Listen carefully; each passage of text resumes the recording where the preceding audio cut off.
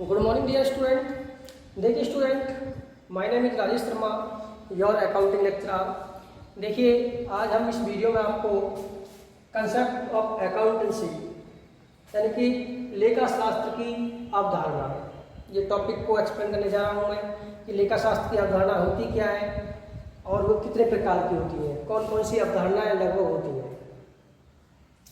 तो देखिए स्टूडेंट, इससे पहले मैंने आपको principle of accountancy chapter number 2 में ये टॉपिक करा दिया था, और टाइप्स ऑफ प्रिंसिपल्स, सिद्धांत यानी कि लेखा शास्त्र के सिद्धांतों के प्रकार, ये टॉपिक भी मैंने आपको लास्ट वीडियो में करा दिया था। और टुडे टॉपिक है कंसेप्ट ऑफ अकाउंटेंसी, लेखा शास्त्र की अवधारणाएं। सबसे पहले हमें देखिए स्टूडेंट ये पता होनी चाहिए कि अवधारणाएं होती क्या है। अवधारणाएं होती क्या है, देखिए ऐसे नियम और सिद्धांत यानी कि लेखा शास्त्र के ऐसे नियम और सिद्धांत या ऐसे विचार जो सभी के द्वारा अपनाए जाते हैं, जो सभी अकाउंटेंटों के द्वारा या पुस्तक पालकों के द्वारा अपनाए जाते हैं, तथा जो सिद्धांत या नियम किसी विधि या विधान के द्वारा निर्मित ना हो, यानी कि जो किसी मनुष्य के द्वारा बनाए गए हों, किसी संस्था के द्वारा बनाए गए हों तथा सभी के द्वारा अपनाए जाते हों, ऐसे नियम और विचार जो सभी के द्वारा अपनाए जाते हों तथा किसी विधि या विधान के द्वारा निर्मित ना हो, तथा ऐसे नियम और सिद्धांत या ऐसे विचार जिनको प्रमाणित नहीं किया जा सकता, जिनको प्रमाणित नहीं किया जा सकता, वे लेखा शास्त्र की अवधारणाएं कहलाती हैं। समझ में आया? यानी कि ऐसे विचार, ऐसे नियम, ऐसे सिद्धांत जो सभी के द्वारा अपनाए जाते हो तथा जिनको प्रमाणित नहीं किया जा सकता, तथा जो किसी न्यायालय के द्वारा या विधि या विधान के द्वारा निर्मित ना हो, तो ऐसे नियम लेखा शास्त्र की अवधारणाएं कहलाती हैं। तो आते हैं टॉपिक पर फर्स्ट, रूढ़िवादिता की अवधारणा। देखिए रूढ़िवादिता की अवधारणा, इस कंसेप्ट के द्वारा या इस अवधारणा के अनुसार एक बिजनेसमैन को भविष्य की हानियों का व्यवस्था कर लेनी चाहिए कि भविष्य में जो भी हानि है उसको ध्यान में रखना चाहिए कि जो हम बिजनेस कर रहे हैं इससे हमें भविष्य में क्या क्या हानि हो सकती है। तो हानि को तो ध्यान में रखना चाहिए, लेकिन भविष्य में होने वाले लाभ को ध्यान में नहीं रखना चाहिए। ठीक है, यानी कि रूढ़िवादिता की अवधारणा के अनुसार एक बिजनेसमैन को भविष्य में होने वाली हानि को ध्यान में रखना चाहिए, जबकि भविष्य में होने वाले लाभ पर ध्यान नहीं देना चाहिए। तथा इस अवधारणा के अनुसार जो भी फर्म की संपत्ति होती है उन्हें लागत मूल्य पर दर्शाया जाना चाहिए। सेकंड पॉइंट, एक रूपता की अवधारणा। इस अवधारणा के अनुसार बिजनेस में स्थायी संपत्तियों पर हिरास लगाने की जो एक बार विधि अपना ली जाती है उसे भविष्य में आने वाले कई वर्षों तक अपनाई जानी चाहिए।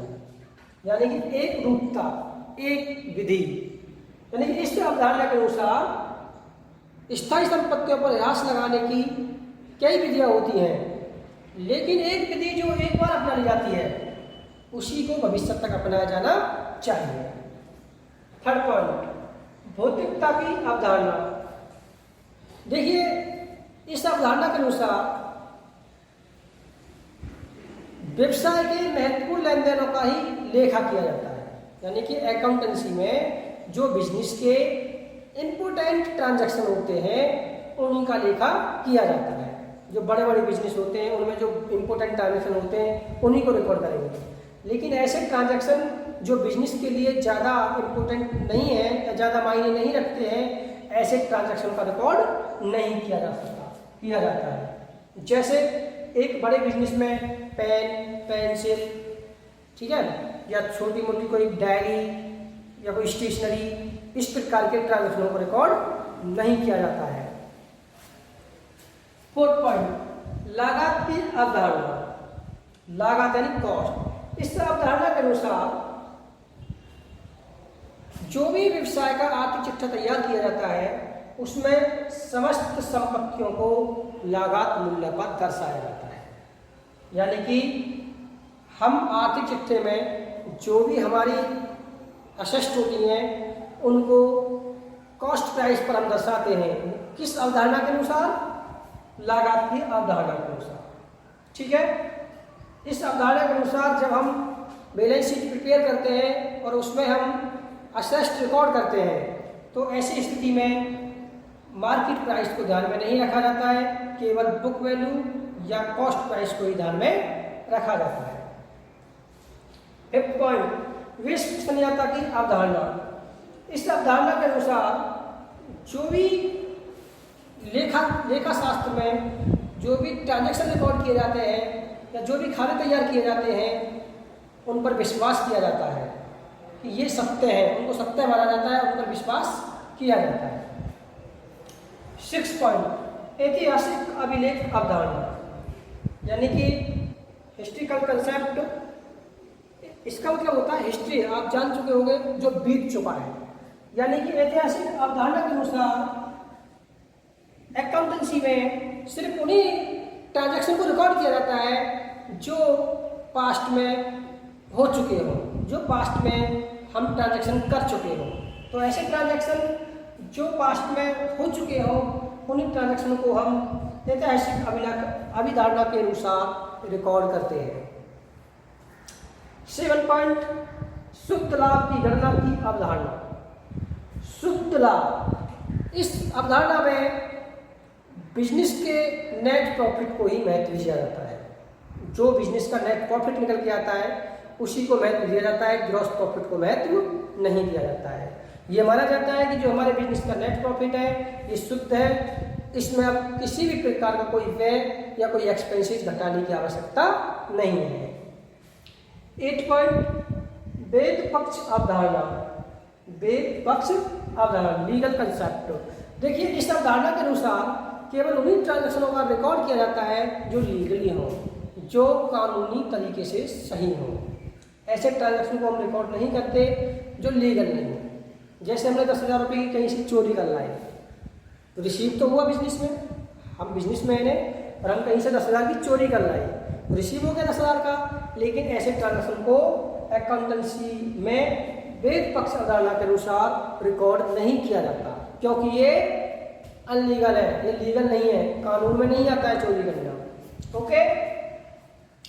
नंबर 9, मुद्रा मापन की अवधारणा। इस अवधारणा के अनुसार केवल उन्हीं ट्रांजैक्शन को रिकॉर्ड किया जाता है जिसे हम मनी में मेजर कर सकते हो, जिसे हम मनी में माप सकते हो, यानी कि मुद्रा में व्यक्त कर सकते हैं। जैसे ये पेन 30 रुपये का है, मार्कर पेन हमने माप लिया। हमारा डस्टर 25 या 30 रुपये का, उसको माप लिया। तो आप जिस वस्तु को या जिस ट्रांजैक्शन का मनी में माप कर सकते हो उसी ट्रांजैक्शन को हम अकाउंटेंसी के अंतर्गत मुद्रा मापन की अवधारणा के अनुसार लिखते हैं। ऐसे ट्रांजैक्शन रिकॉर्ड नहीं किए जाते जिन्हें हम मुद्रा में व्यक्त नहीं कर सकते। जैसे फॉर एग्जाम्पल, एक कंपनी का डायरेक्टर है, वो अपनी कंपनी से बाहर जाता है और बाहर सड़क पर किसी दुर्घटना से उसकी एक्सीडेंट हो जाता है, मतलब किसी भी दूसरे वाहन से या किसी भी प्रकार से उसकी दुर्घटना हो जाती है और उस दुर्घटना में उसकी डेथ हो जाती है। तो ऐसी स्थिति में ये बिजनेस के लिए एक इम्पोर्टेंट मतलब घटना है, महत्वपूर्ण घटना है ये बिजनेस के लिए। लेकिन ऐसी घटना को या ऐसे ट्रांजैक्शन को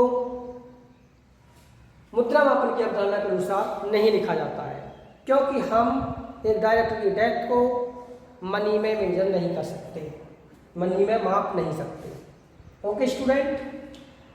नंबर 10, दोहरा सहयोग की अवधारणा।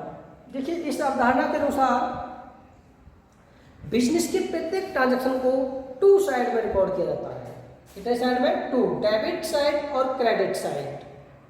डेबिट साइड होता क्या है, क्रेडिट साइड क्या होता है, ये आपको नेक्स्ट टॉपिक में समझाएंगे। 11 पॉइंट, पृथक व्यवसाय स्थिति की अवधारणा। तो देखिए पृथक व्यवसाय, इस अवधारणा के अनुसार जो बिजनेसमैन होता है, बिजनेसमैन और बिजनेस का अलग अलग संबंध पाया जाता है। बिजनेस को बिजनेस के तरीके से किया जाता है और बिजनेसमैन बिजनेस से अलग माना जाता है, सेपरेट। अगर बिजनेसमैन अपने बिजनेस से 10 रुपये भी निकालता है या 2 रुपये का माल भी निकालता है तो उसका रिकॉर्ड भी क्रमबद्ध तरीके से डे बाय डे किया जाएगा। इसीलिए इस अवधारणा के अनुसार व्यवसाय और व्यवसाय के मालिक का संबंध पृथक पृथक होता है, अलग अलग होता है। 12 पॉइंट लास्ट, चालू व्यवसाय की अवधारणा। देखिए इस अवधारणा के अनुसार,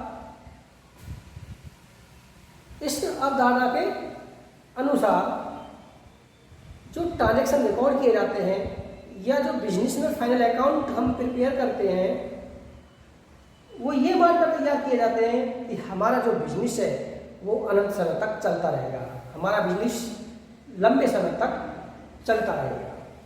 तो देखिए स्टूडेंट, ये थे कंसेप्ट ऑफ अकाउंटेंसी। ये टॉपिक मैंने आपको कंप्लीट करा दिया है, बहुत ही सिंपल टॉपिक है। सभी स्टूडेंट वीडियो सुनने के बाद बुक में देखेंगे। Okay student, thank you.